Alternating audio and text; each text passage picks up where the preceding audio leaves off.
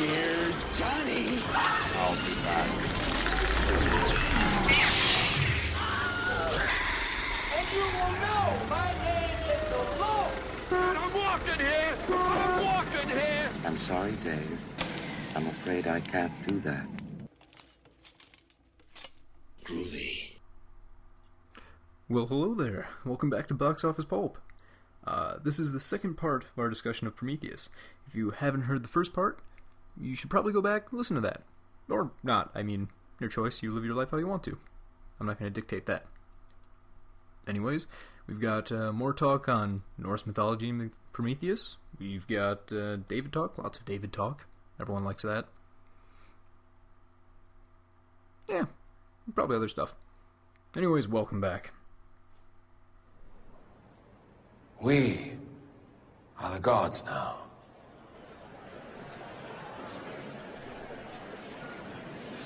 For those of you who know me, you will be aware by now that my ambition is unlimited. You know that I will settle for nothing short of greatness, or I will die trying. For those of you who do not yet know me, allow me to introduce myself. My name is Peter Wayland. And if you'll indulge me, I'd like to change the world.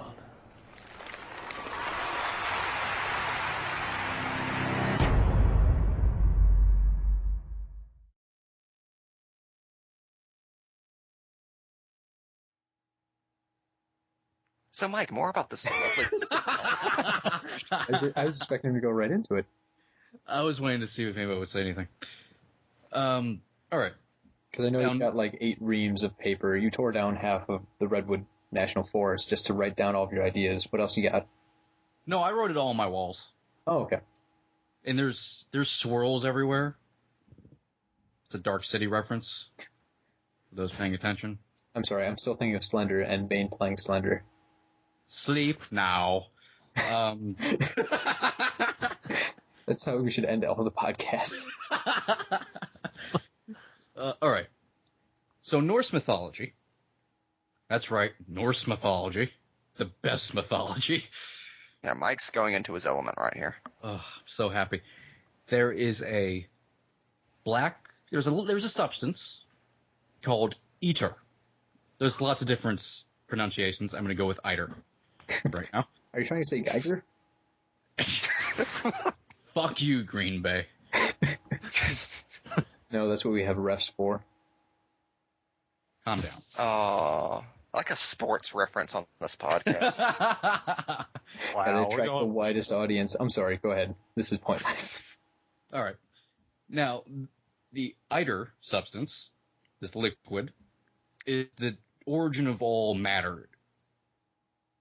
Particularly, it created the first giant, Ymir. Of course, well, we'll get into that in a second. The liquid is also highly poisonous at the same time, and can also be produced by the world serpent, one of the son of Loki, Jormungand. Also, probably butchering that, but that's the closest enunciation I could find for it. Jormungand. It sounds like Gondor. Gundam? What? Gundam Wing? Oh, sorry. Great show. Do you know his back, a lot of trouble with pronunciation tonight. It's 2:15 in the morning. What do you want from me? Now, also the kind of the translation of ether is poisonous, evil, bad, angry, sinister. Mike. Yes, and my name. Fuck you. Now, I have a couple passages from the Poetic Edda to read to you. I was waiting to say that since I wrote the shit down yesterday. Go on. That's for Professor Mike. Now, this first part is Odin asks about the origins of the giant Ymir. And this is the response for it. From Ella waves, drops of ether splashed, they grew into a giant, who begat all families from which all giants come. That is why we are easily angered. The second passage from a little later. also about this poor giant. Poor doomed giant. Then went all the powers to their judgment seats, the all-holy gods, and thereon held council. Who should of the dwarves' race create, from the sea giant's blood and livid bones? And a little bit later, from Ymir's flesh the earth was formed, and from his bones the hills, the heaven from the skull of that ice-cold giant, and from his blood the sea. Now, the liquid, Iter, is also mentioned, and MB just left, is also mentioned. No, he was thinking about that scene in Black Dynamite where they're trying to figure out they're at the Waffle House. Mars candy bars. As we all know, the Greek goddess of war. All right. Now, Iter is also on the Wayland resources list. So that's So also... there actually is a connection. So that is... I didn't mean it like James is that. surprised that you actually aren't just crazy. I'm as surprised as they are. Now, of course, the world serpent, son of Loki, is so large he encircles the world, and he ends up clasping it with his own tail. When he lets go, the world ends. So Tom Hiddleston is going to bring about the end of the world. Possibly. Well, his son will. So Ymir was the creation of us, essentially. He created a couple other races as well, pretty much, so... Loki got around, is what we're saying. And it all stems from this liquid that also happens to be secreted by a serpent. So essentially, the engineer drinks jizz. Black jizz. I'm going from the assumption that they figured out how to reproduce xenomorph DNA. In jizz. Yeah, and jizz. And are using it as a mutagen of some sort. I don't know, the Norse stuff actually does a pretty neat job of explaining a lot of things. It does, doesn't it?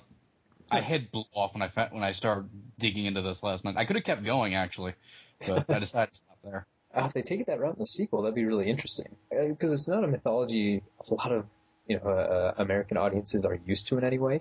I mean, we get filled in with Christian symbology all the time, so it'd be kind of interesting if we had a movie series based on like Norse mythology. That wasn't Thor. Yeah, that wasn't Thor. Oh, by the way, before we get too far away from the Christian stuff real quick, I forgot to mention that when we first see Wayland again, David is also washing his feet. Yes, I noticed that. I thought the same thing. Which would be purifying him, essentially. Dude needed a manicure. That goes without saying. If there was one thing Jesus enjoyed, it was foot baths. That was fucked up. But that's my pathology stuff. I was leaving the Norse stuff for last because I think that was the biggest stuff. Yeah, it has like the most obvious parallels, but you would have never thought of that if you didn't. Yeah, the images that suggests are very evocative. Oh, while we're talking about the resources list, there is one other mythical substance on there called karmat. This element is used in myth to create a philosopher's stone. Mike, actually, it's pronounced comet, and it's a cleaning spray for the spaceship. Everything's touchscreen, so they got to wipe it down. No, edit point. Let me be crazy. Let me be crazy. What, you haven't started? Shut up. As I was saying... Okay, Philosopher's Stone, go ahead. Used to create a Philosopher's Stone. One of the things a stone is used for is immortality. Dun, dun, dun. Along with creating things, like golems as an artificial life. As in David's? Yes. As Michael Fassbender's. One other mythology we haven't looked into is a more modern one. The telling of the story of Frankenstein. The modern Prometheus. The modern Prometheus. Mm-hmm. The Metro Prometheus. Not quite. But in that story we have Victor, who creates life of his own and then can't stand his creation and seeks to destroy it. And I think we can draw parallels between that and Prometheus. The engineers create life and eventually decide, not so keen on it. Let's wipe this out. I guess you could look at it, maybe they're threatened by us. The fact that we could reach them, or maybe they feel we're progressing in such a way that's frightening to them. I guess in this story that would make us Frankenstein's monster. Or you could look at it as David being Frankenstein's monster too. I mean, he is Wayland's creation, but he isn't viewed as a human. He isn't treated the same way as a human, even though there's a lot of sympathy you can direct towards that character. And of course, we're once again going from the assumption the engineers were going to destroy us. It seemed likely. It seemed likely, but that information did, for the most part, come from Yannick, who was just putting a theory out there. That's true. A very convenient one is at that. There's apparently a deleted scene that explains a little bit why he has this kind of insight, but I haven't seen it yet, so I can't comment too much on that. Apparently it's something just he talks about his military experience, so he saw something similar to this on Earth, I guess. But it's one of those things where you're not supposed to judge God, quote unquote, in the same way you judge man. Mm-hmm. So he's kind of putting the warmongering of man onto God, which I think is interesting. I think we do see in the movie, though, that the engineers, while powerful, maybe aren't gods. Definitely aren't gods. I mean, they can't even control their own experiments. So I think, they're basically grown-up people that can easily make mistakes or liable prejudice. Well, they're not gods, but to us, they are gods in a way. They're superior. They're a step above, yeah. Yeah. They did create us, which makes them our creator. I think they're what we could evolve into, given enough time. I don't want to be that white. They're more of I want to be that built, though. Right? That's awesome. Oh, yeah. Where You want that around, strange feel no metal shame. skin. Yeah, the old engineers are kind of ugly, though. They had the weird ears, so I don't really want to get that. I'll kill myself before that happens. And create new life, so there you go. I actually just watched Frankenstein today, and there's one scene that really sticks out in my mind. Obviously, this would be the James Whale's version, and we're not talking about the book anymore. But as Frankenstein's monster walks out of darkness for the first time, Victor, I guess in the movie it's Henry, opens up a blind, and the creature can see light, and he kind of reaches for it in amazement, and he's kind of spinning around reaching for this light. And we get a similar experience with David when he is in the pilot room for the engineers on the Juggernaut ship. And he opens up the star map, and he can see all of the universe. He just kind of spins around in amazement. So there's that kind of sense with these characters, like Frankenstein's monster and David draw a lot of parallels. Just they're a little bit childlike in behavior. They're amazed by things, and they're even better than their creators, but they can't act that way, and they're hated for what they are, for being different. True. Sorry, I was looking to see if MB was back on. Yeah, I guess it's an internet one, though. Yeah, okay, just go on without him. God damn it, babe. He's probably trying to text me, but I have my phone off, so. He got out his comments, but I didn't like the movie. He's good. Hate all that Norse mythology talk. It disgusted him. Put him right to bed. I believe in Jesus. He's a bigger fan of Grecian mythology. Now, did you actually read the Ardo book or anything? Yeah. Yeah, I flipped through the art book. I wasn't able to read it because the bootleg copy I had of it was in French. Of course. I was looking through that same bootleg French version. And what's with the concept art of the egg? The egg. Let me see if I can look that up real quick, because I've got the legal edition right here. No, Mr. Fucking Fancy. Oh, $25 Amazon. MB, say Mr. Broadway. Damn it. Those of you wondering at home, poor doomed MB has left us. He became Prometheus and left to prevent this podcast from ever reaching the internet. There's time travel involved. As it turns out, we're all Michael Fassbender. Finally. The future is worth living. Why do I have a small penis, then? Not all Michael Fassbenders are created equal. We just open up a door and we see a giant MB head. Alright, well, it looks like the egg with the hands on it happens in the very beginning of the book, even before, the title page of Prometheus. So they just throw it in there with no context to explain where it was supposed to come in at. Yes, there's no explanation or, anything. It doesn't tell you where it was at or what it was used for. Those tricky motherfuckers. It's a great picture of it, though. It is. It's done in the same style as the mural art. So I'm going to assume maybe it was supposed to be a mural. I'm assuming it's a mural somewhere in there. It's just too dark to see it. But, I mean, it's for the people listening at home. There's a close-up of an alien hand holding up one of the eggs, like the eggs you can see in Alien, not one of the amphiles you can see in Prometheus. And the top is starting to crack open, just like in Alien, when the facehugger pops out. So it seems kind of not sacrificial, but it's like the xenomorph is presenting it or holding this thing up. Think of the Lion King when they hold up a better version of Lion King, right? Turns out, forget Lawrence of Arabia. The Lion King is the movie you need to see to understand this. Well, going off of that, Scott mentions in the commentary that David, as he's been on the ship for like 2.5 years or whatever the time was, has watched every movie they have on the ship, which is a collection of millions. So he's basically seen every film made. You watched Aliens. Yeah. Like we said, it's meta. So this guy's got like a perfect memory, and he watches everything out there. And yet he singles out Lawrence of Arabia as his favorite movie that he would rewatch and even model his own behavior, quotes, and appearance on, which is kind of fascinating.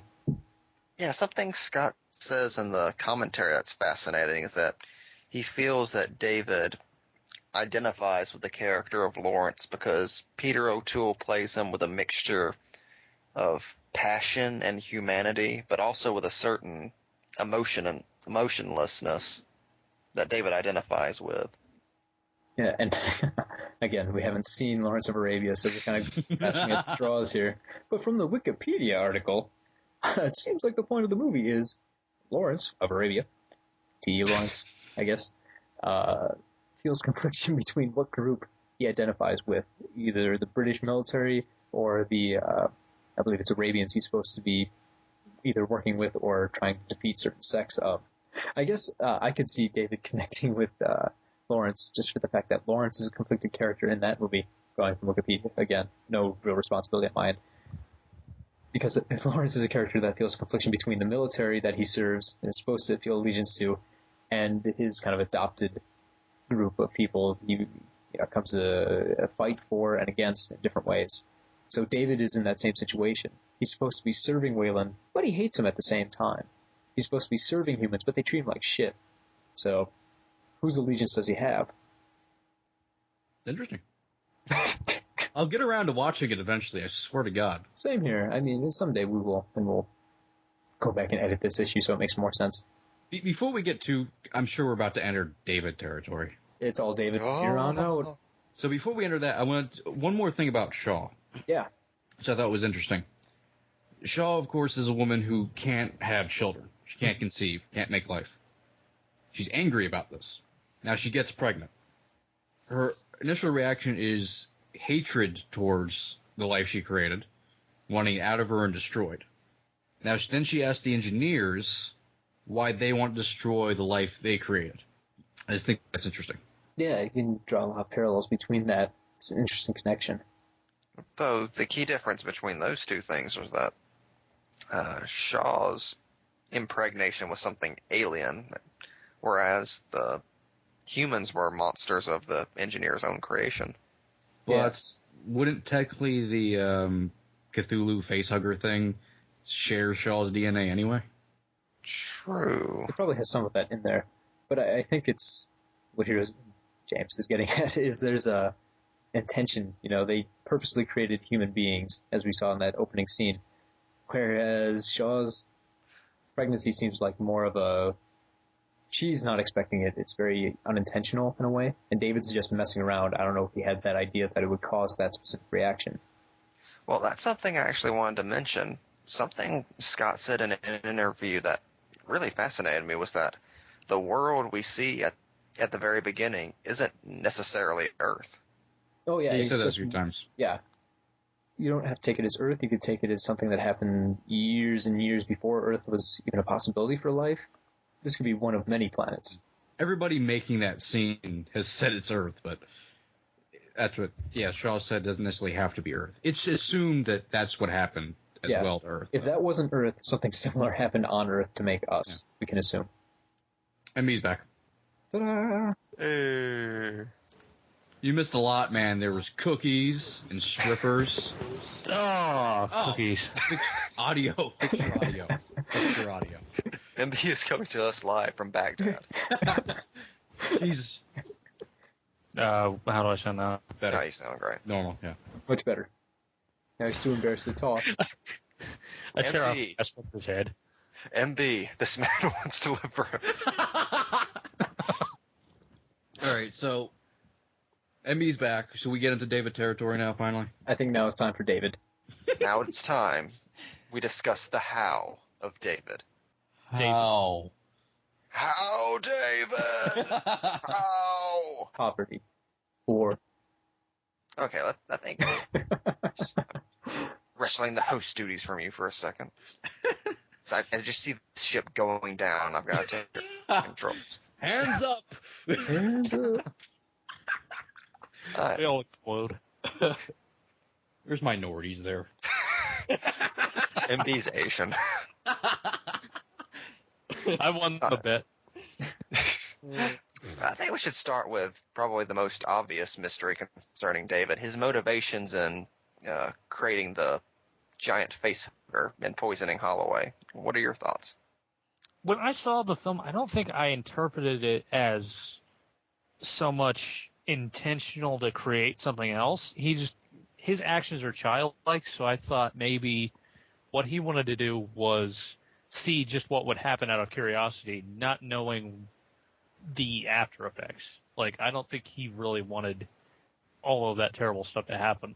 That was my initial my reaction. initial thoughts as well. Yeah, but I don't know. I've changed a little bit as time has gone on. David does have that quote later on that sometimes to create you have to first destroy, and I think he might have been conscious of this when he was working with materials. We also have to take into account David is supposed to have like an IQ of 200. He's supposed to be incredibly smart. He can see things that the rest of the crew can't. At one point, Scott talks about David being able to see in the same spectrum as the engineers, so he can see all sorts of things in this place that's invisible to the audience. So he knows quite a bit more, I think, than we're aware. So maybe it wasn't his intention for everything to go down like it does, but I think it was maybe a little bit more sinister than just experimentation. I don't know if I'd say... Go ahead. Well, I was going to say, thematically, it does come pretty much directly after Wayland told him to try harder. Yes. So it is kind of just the way it's edited together does seem to be coming right after that. And he does pick Holloway seemingly for a reason. I think he knows that something very bad could happen here, which is why he goes after him, and he does have that pause where he asks, what would you be willing to do to prove yourself, to prove that your theories are right? And once Holloway says anything, well, then he drops that little bit of the black goo into his drink. What I also think is important is the exchange MB mentioned earlier, where Holloway essentially tells David, oh, we created you just because we could. Mm-hmm. I think it could be seen as David's attempt at trying to understand what that's like to create for no reason. A theory I do have concerning how much David knew beforehand and what he thought would happen, I think that the Wayland Corporation, Wayland in particular, knew about the planet and the engineers long before Shaw ever found those murals. Well, I mean, maybe they had like an idea that it was possible. Because something that always struck me was, I believe it's Vickers, whenever Shaw asked why exactly she was brought along, she says it was because Wayland wanted a true believer on board, not necessarily because you showed us this thing and this idea generated from you. Mm-hmm. Like she says very specifically, my father, I don't think she says my father, but Wayland is a superstitious man. Yeah, and if you look at the reason she's on the ship might not be practical at all. Plus, if you count the viral marketing, there is a point where Shaw says, okay, if you're not going to listen to me, I'm going to take this to the Utani company and tell them about it, which is the catalyst we can assume for why Wayland takes her up on her offer. So maybe they already knew about this, but they're still making preparations, and then they have to rush because she said, well, I'll go to your competition and tell them the secret. So it is feasible that the company could have known more than they're letting on. I mean, why else would they have David learning all these languages, like the languages to the world, unless they had some sort of purpose, like they expected him to know how to talk to these beings? It's most likely Wayland has been searching for this kind of thing for a long time, especially if we go with the reference to the Philosopher's Stone in the viral ads. And that's all about a search for magic and immortality, which is what Wayland was after. So it's entirely possible he has come across evidence of this prior to Shaw coming to him. Yeah, and I mean, if you look even at Alien, there is that idea that the company has known about something like this for quite a while. Yeah. So we have to consider, until we get our sequels, how did the company find out about this kind of thing? Is it possible that they've known all along? It's entirely possible that the whole thing was a Wayland family secret, and that previous generations of Waylands had been searching for the same thing. Well, if we want to go through Alien versus Predator, we don't. Nope. Lance Henriksen, of course, has come across xenomorphs and predators in the past. That's true. And we're not doing that? No. No. Not to mention, he doesn't survive that movie. He could have radioed out. He tells him the entire story and then passes out. Hold on, here's a long bit of exposition for you. It was a young Guy Pearce he was radioing to. It's like a frequency. He radios to him from the past. That would be amazing, though, if Scott didn't go with the canon from Alien 3 or Alien Resurrection, but just with Alien versus Predator, and used that as canon. Just with "you're an ugly motherfucker." Oh, that makes me happy. Trying to get back into things. I'm still thinking of Alien versus Predator. Never a good idea. One point in the commentary that really stuck with me is how Scott's interpretation of the character David didn't match up with mine at all. And obviously, he kind of paints David as just a villain. Yeah, and to me, watching it, I wasn't sure if David should be considered the antagonist, the protagonist, or just some sort of confused in between. And I eventually settled on he's kind of a misunderstood hero who's trapped in this bad situation.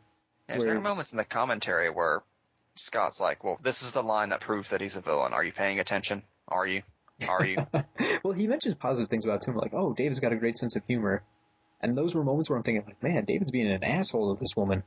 Not that he's being funny.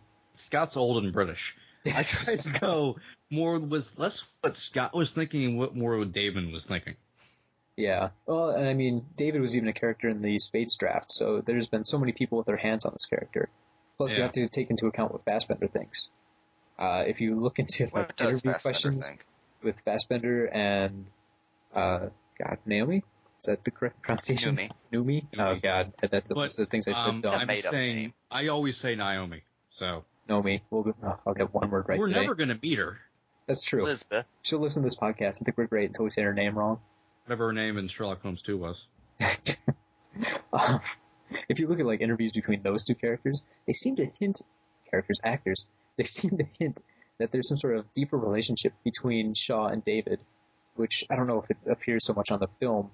I mean, you can see hints of something, but Scott refers to David as being like very free of sex, like he has no interest in other people. He flat out says he's asexual. Yeah. Whereas you can see hints against that too. Like when Shaw enters the room after the abortion, he immediately runs to her and throws his coat around her shoulders and then goes back to washing his father's feet. So he takes time out of like protecting his withered old father, supposed to be his only concern, and goes after to protect Shaw. Well, I think that goes back to something MB was saying earlier about... God rest his soul. He left MB, left again. Sorry, folks. Bad internet. That goes back to the scene he was describing, but Shaw is the only other character besides David who has an innocence to her. I think that's something David relates to, because she does have a childlike quality. And there's probably something about her faith that he would find interesting too, I imagine. Because, how's a robot supposed to understand the concept of faith? And that's probably what separates him from her, and the fact that he's a robot and she is not. And he sees Shaw as a creation searching for a creator. Yeah, and he can definitely relate to that. Another thing I see David as is Lucifer. Huh. He seems to be testing Shaw's faith throughout the movie. And he really wants to see what she's made of. Yeah, how strong she is and her human resolve. Mm-hmm. And he seems very interested in the imagery of the cross and all that, and taking it away from her at one point. Yeah. He seems to be very interested in getting that away from her, but he still carries it with him. Yeah, and then gives it back to her with no argument. Like he has to hold on to this cross. And it's not like he took it away to quarantine it or anything like that. I think he just wanted to hold it because he couldn't quite understand it. Yeah. And it was very prominent in all her dreams, appearing over top of her face, and it seems to be her mother gave it to her or something. It was very interesting. Yeah. It was given to her by young Patrick Wilson. The dream thing was kind of interesting. Scott talked about that in the commentary as well, and he said that while these people are in stasis, they need to exercise their minds. So what they do is they simulate dreams or memories of these people. So there are things that give them active thoughts. So their minds stay in shape while they're in stasis. So makes a Ridley Scott kind of sense. Yeah, I like how he admitted it probably makes no sense, but this is how he decided it works. But it is a fascinating idea. So going off of that logic, Shaw needs to think about her faith and religion and even the death of her mother to keep herself active and thinking. So she's not set on these ideas. So she's not set on faith, but it's something that's very central to her identity. Oh, can we talk about Patrick Wilson showing up for one scene? Yeah, for one random scene. I love that. With his accent. It was so strange. Yeah, it did take me out a little bit. Night Owl and Magneto in one movie. Oh.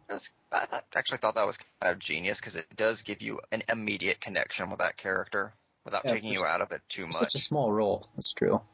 Here's something that was on my mind earlier today. Do you think that since David is an earlier model, he's actually more human than the androids in the other Alien movies? That maybe they haven't gotten all the bugs out with him yet, and that's why he seems to display human characteristics and emotions? Isn't there something about that in the viral marketing that the newer versions are maybe less emotional or something, or am I getting it backwards? They're supposed to have new emotions, so they're supposed to be better. Ah, okay, that's what it was. They're able to simulate more emotions in the previous model. One thing I thought about was the fact that David 8 is referred to as the closest thing Wayland will have to a son. So I almost feel like David 8 is like a prototype personal model. Like he's not going into full production. The multi-trillionaire decided, I want a son. I'm going to make the perfect son. I actually had a theory that the android thing was Wayland's first stab at trying to figure out immortality. Yeah. Possibly. Which would be interesting if we're somehow tied in with the engineers trying to figure out immortality as well. To touch one more time on what Scott was talking about, though, just my difference in opinion between his. He mentions at one point that there's a turning point where David is the real poison of the film, slowly spreading discord, which I didn't quite feel. I mean, I don't get that at all. I don't think of him. Scott's view of this guy makes him seem like he's the big bad wolf throughout this movie, and I think of him more like he's not like Ash. He's not like Ash from Alien. He's not evil. I want to say he's questioning and curious, and maybe doesn't understand the ramifications of his actions.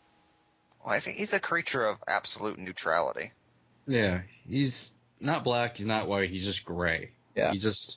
He's doing his own thing, and how it affects everything else is maybe insignificant to him. Mm-hmm. And it's particularly interesting with the ending. The fact that basically it ends in Shaw and David are going out into space, even though she doesn't know that David is actually the one that, like, pretty much murdered her, husband, boyfriend. Life partner. Pretty much. Fuck buddy. Science fuck buddy. Captain Elba. I want you to be my Captain Elba. Let's rock. Yeah, because at the end of the movie, she kind of accepts David. I don't think they were on the best of terms by that point, but she knows she needs him to survive, and she accepts that he's not human and that he can't act in the same way a human is expected to act in. Yeah, there's a moment Scott talked about at the very end where Shaw says, well, that's because you're a machine. The line that Lindelof wrote was, like, very offhandedly, well, that's because you're a fucking machine. Yeah. But they took out the fucking because... Why did they take out the fucking, Mike? I don't know. But they changed the line because Scott took that as more of a moment of her accepting David and his limitations and what he is. It's almost like two children talking to each other, which I like. Yeah. And from anyone else, it would sound like an insult to David. You're just a machine. But I think coming from Shaw, it's more of a statement of a fact. It's like, you're not programmed to do this, and that's okay. Whereas the other characters in the movie, I mean, if you pay attention, especially to Charlie, just a complete asshole to David every opportunity he can get. Calls him boy.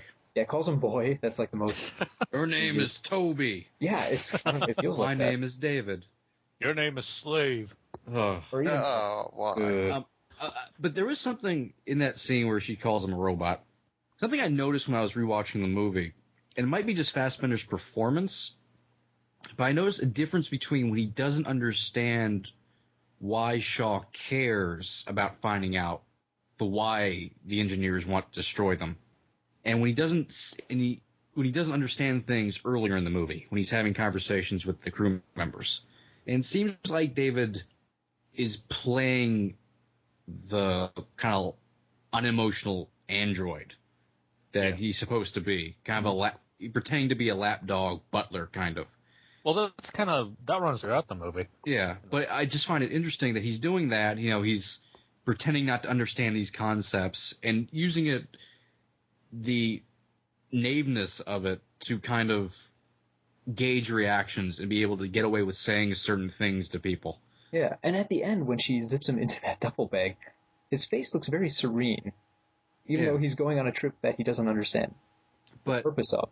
So I can see, like, maybe he feels like he can be more open, or maybe he's accepting Shaw in the same way. Like, he can't understand what it means to be human, and he can't, so he'll just live with it. But, hold on. Well, there was also the... Well, I won't... This is to finish my point, and to cut off MB, which is my favorite thing in the world to do. Screw you. I was wondering what would break first. When he doesn't understand this concept, the way Fassbender plays it is different than when he plays it in the rest of the movie. He's not pretending to not understand. He legitimately does not understand why she cares, why she wants to. Mm-hmm. Because to him, it doesn't matter. No man needs nothing. That's the moment and she tells him, that's why I'm a human being and you're a robot. And that seems to be the first time he understands why he's told he doesn't have a soul. That's a good point. Because, I mean, we also have to wonder about that question of the soul. The movie goes out of its way to kind of explain that maybe religion, as we understand it, is completely wrong. So how do we define a soul? Do we even have souls anymore? And yet that's how they're defining the difference between a robot and a person. Yeah, I mean, Wayland says David has no soul because he's an artificial creation. But then aren't we just artificial creations of the engineers? Right. So by the same logic, we wouldn't have souls either. Mm-hmm. But yet there's got to be some sort of distinction. When the engineer wakes up, it's very angry at David. And, you know, Scott's commentary mentions that the engineer is also incredibly smart. He can piece things together very quickly. And he knows David is an android, which is why he rips his head off and purposely beats Wayland to death with it. It's his own little form of symbolism. So, I mean, somehow the engineers see that there's something wrong. But I think that ties back into, if you look at the engineer technology, it's all very bioorganic. Yeah. And a robot like David is bioorganic, but not in the same way. It feels like he's more machine with a kind of human face pasted over it. Whereas their technology is really, it's like bones that happen to have mechanical functions. Well, yeah, you can kind of see David's existence to the engineers as sort of someone ripping off their own work, like an artist seeing their own work being duplicated. Yeah. Yeah, see, my interpretation of it in my initial viewing wasn't that the engineer had hostility towards David. It was more hostility towards Wayland for his hubris of thinking that he could create like an engineer. Well, I think part of it was, since we've seen the deleted clips, wanting to live forever. As we've seen throughout the rest of the film, there's such a focus on death and sacrifice to create new life. I think in the engineer society, saying you want to live forever is a bit of an insult. Like, it just goes against their natural order. Yeah. True. I would like to see that full deleted scene of the engineer just going off on Wayland. Oh, I can't wait for that DVD or Blu-ray to come out. I wish I had a 3D TV just for that. He takes Wayland and just snaps him over his knee. I'm supposed to rape you, but he says it in engineerese. Blah, blah, blah, blah, blah. Did you say engineer-nese? Yes. Engineers. Engineers. Think they'll ever come up with another name for the engineers? Like an actual name for what they are? I like to use space jockey for the one in Alien and engineers for all the other ones. Yeah, why is that? I do the same thing. It just separates them. If you say the engineer from Alien, it's a bit of a mouthful. I guess just singling out the one that really started it all, like almost the original. Yeah. But it's like my I'll stick mind to my doesn't want to Prometheus call that one an engineer for some reason. I don't know why. Well, space jockeys is fun to say. It is. Yeah. Space jockeys. It's like a sitcom. It sounds like it should be a cereal. With delicious marshmallows. And Spider-Man. I got nothing. But go on. So what do you think about the relationship between David and Vickers? Well, I mean, the obvious connection is just like the sibling rivalry, because Vickers is supposedly, the only flesh and blood descendant that Wayland has, and yet he gives actual preference to his robotic son that he doesn't even seem to care about all that much. Yeah, but there is something there that's kind of, that I noticed yesterday was kind of strange in that while their relationship is played like that, David is made to call her mom in her initial scene, and he never calls Wayland like father or anything. Well, mom is also just a slang. Yeah. Yeah, it was mum. I believe Fassbender ad-libbed that, too. Yeah, I think he did it just because he thought that would piss her off more. Yeah, because he's a butler. Pot of tea, Mom. One thing that's fascinating about their relationship is the way they seem to eerily mirror each other, not just in appearance, but in mannerisms. Yeah, it's very interesting. Plus, Vickers kind of orders him around, which is weird for siblings even. Like, my sister told me, okay, you go over there, you make the drinks. I wouldn't want to do it. Just on the principle, like, hey, do it yourself. So with a sibling, you think you can automatically fight back, and David isn't in that position. Yeah, David makes no attempt at fighting back. It's a very one-sided rivalry. Except for that one scene where he doesn't want to tell her what Wayland said. There's weird sexual tension in that scene. When she puts her hand right on his face. Just rubs it. It's kind of weird. Theron also brought up the possibility in an interview talking about, no one knows if she's an android or human, but she also brought up the fact that the idea that maybe David was made using Vickers in some way. I heard that's why they look similar. Someone had mentioned that that Vickers is some sort of failed clone of Wayland. There's no real evidence to support that, but it would be an interesting way to look at the character.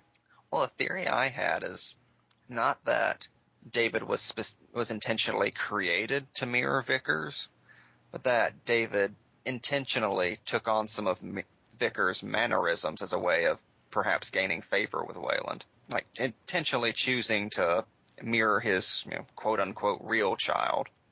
I mean, whenever David says, don't all children wish to see their parents die, he poses it in a way where it might not be a rhetorical question, because perhaps he sees the resentment Vickers has towards Wayland, and he's just trying to copy that. Mm-hmm.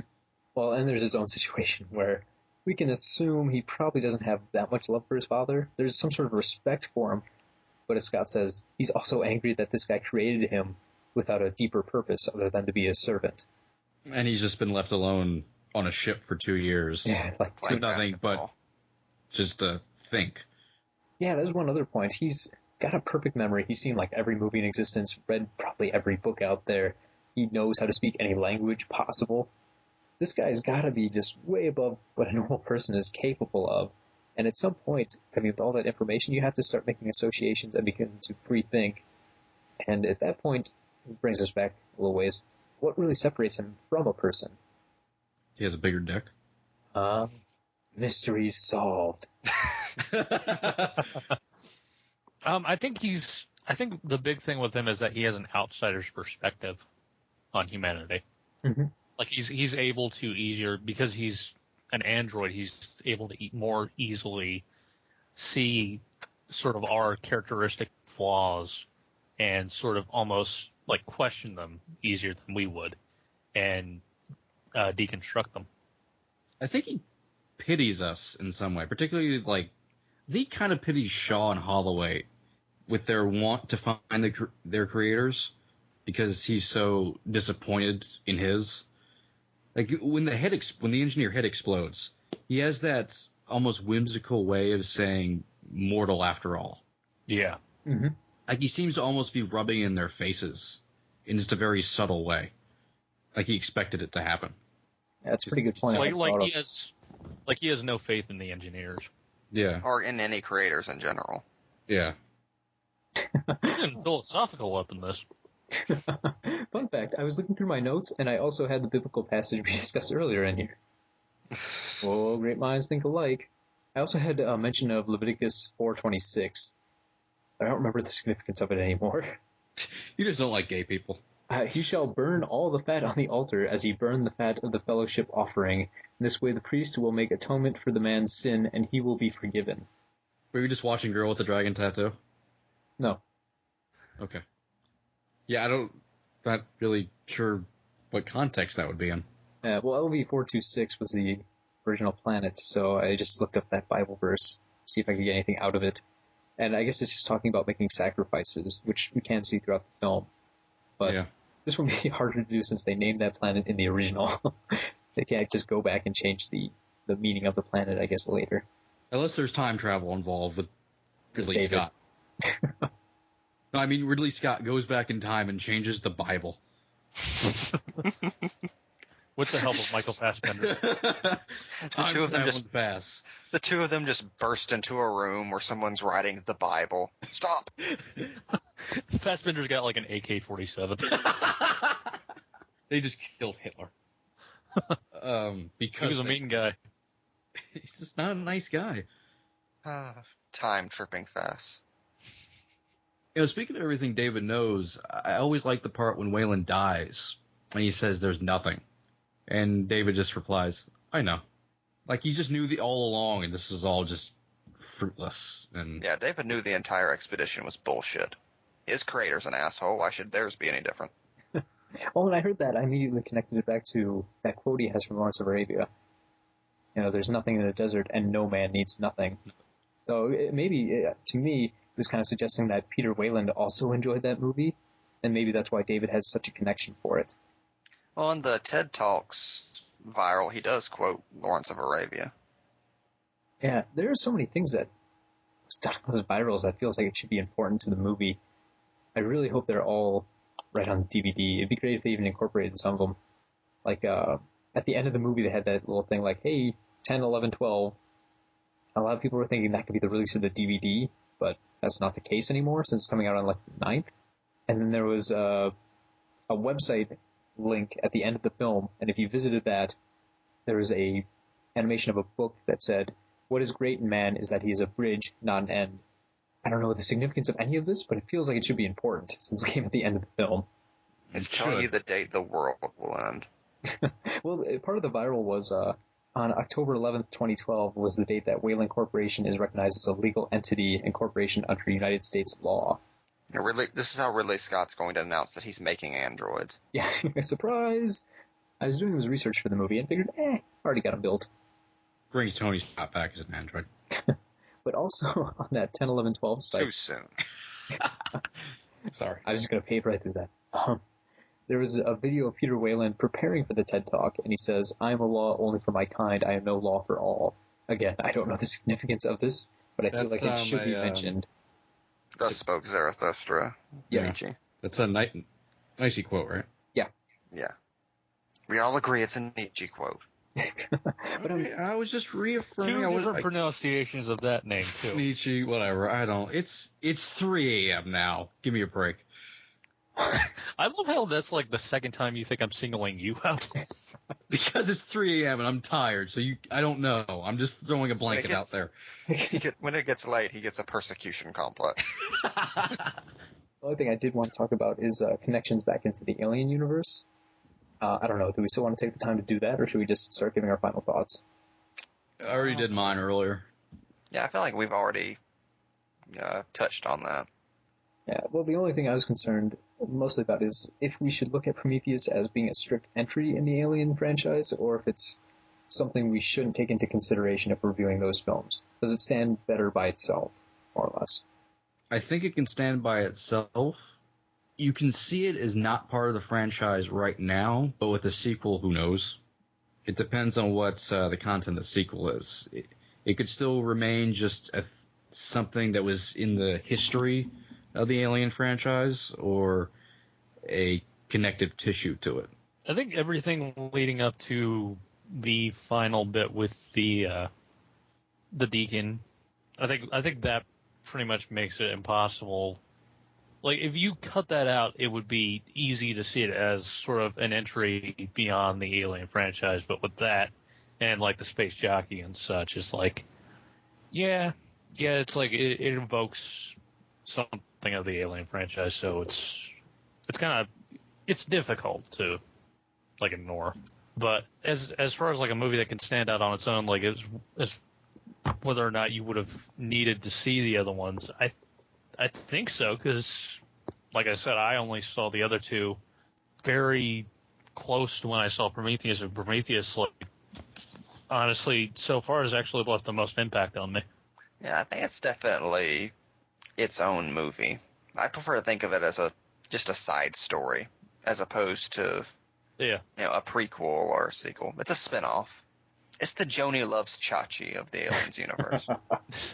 You got something against Scott Baio, man? I love him. I'd fuck him. You fuck him? I'd fuck his tight face. Oh, God. Move on. I'm gonna, move us forward here. I think we've said all we can cram into this session here, folks. So we're gonna start wrapping things up. I'm sure there are probably 1,000 things we could have added on to this conversation. I do want to add one thing that I think kind of sets up the whole puzzle aspect of the movie that I noticed when I was rewatching it, which was when Holloway he puts down a device that creates a hologram to show. Essentially, it's the exposition hologram, where they explain everything to the audience. I thought it was a future Rubik's Cube. Yeah, it's interesting that it comes from a Rubik's Cube. It pretty much just spells it out right there. That the whole movie is just one big Rubik's Cube. A futuristic Rubik's Cube. I don't know. I guess my thinking on the mysteries is, like I said before, it's kind of the anti-2001. You watch 2001: A Space Odyssey, you get to the end, and you immediately have to start thinking, what did all this mean? Because the ending is confusing. Whereas with this one, if you look at just at the plot, Prometheus is pretty simple, and you don't have to delve into its back issues. Yeah. Yeah, I mean, honestly, I didn't do that. Like until tonight, I really didn't. There wasn't much of that I really needed to do, because I felt like if you make a movie that is going to be released to a wider audience, it's like you have to expect them to come to their own conclusions, no matter how many they do or how many they don't. I think it works as a simplistic piece, and I think it also works as a piece with very many layers. And I think they had to take that approach just for the fact that they were dealing with an R-rated movie that had a budget of $130 million. I mean, you've got to appeal to a huge audience for that. I mean, an R-rated film to make that much money it's tough to come by. But I guess on that end, they were successful. I mean, before Prometheus even hits DVD, it's sitting at just shy of $400 million worldwide. And a sequel's already been greenlit. Yep. So, I can't wait to see more on that. I don't know, Scott has been tossing around the idea of going to Paradise, and Paradise being a much more sinister thing than we expect. I'm excited for it, even if Lindelof doesn't return. It's going to be a bummer not having him, but I still can't wait to see what they come up with. Yeah, I have to say, I'd be interested in a sequel, despite the fact that it just kind of... Despite the fact I hated the first one. Well, it seems like a sequel would address a lot of the issues you had with it. Yeah, probably. They just introduce more questions. They pull a Lost on us. It all ends in a church. Behind every door is 10 more doors. Some with locks, some with windows. it turns out this actually exists in the Wizard of Oz universe and not the Alien universe. Shocking twist. James Franco is there. This is actually a prequel to Robin Hood. Prince of Thieves? It's tying the Scott-averse together. David was the grandfather of Luke Skywalker. Well, with time travel involved, it all makes sense. The Lord of Darkness is there. He's the creator of the engineers. And somehow it all goes back to Twin Peaks. As it always will. All right. Well, knowing these guys, if we keep talking about Twin Peaks, this podcast will turn into a 6-hour event. So I think I'm going to give you guys the little speech at the end here. If you've enjoyed this podcast, do us and yourself a favor. Check out the other fine pot products under the Pulp umbrella. We've got Pulp Nightmare, musings of MB and Mike. You like them, right? Mike was here for all of it. MB was here for some of it. Tales of the Unaccountable. Tales of, including tonight. There's also the Dork Knights, which is even more MB and Batman talk. You love that, right? You're dorks. I'm a dork. It's okay. We also have Off Panel, which that's a podcast. I'm pretty sure. Below the Black Belt. Hero's just some whimsical about it all. Don't tell me, Hero. All over your face. Saving that for the end here. Perhaps. Speaking of Hero, we've got Below the Bible Belt, the Southern Fried podcast hosted by James himself, detailing the joys of living in the land of Dixie. All of this and probably some other stuff can be found at pulpnightmare.blogspot. So make sure to head there, listen to some videos, podcasts, pardon me. For the love of God, please. Hey. And for our German fans, Guten Abend. That's a wrap, everybody. I just have 5 words for you. The Adventures of Captain Elba. And like that, he's gone.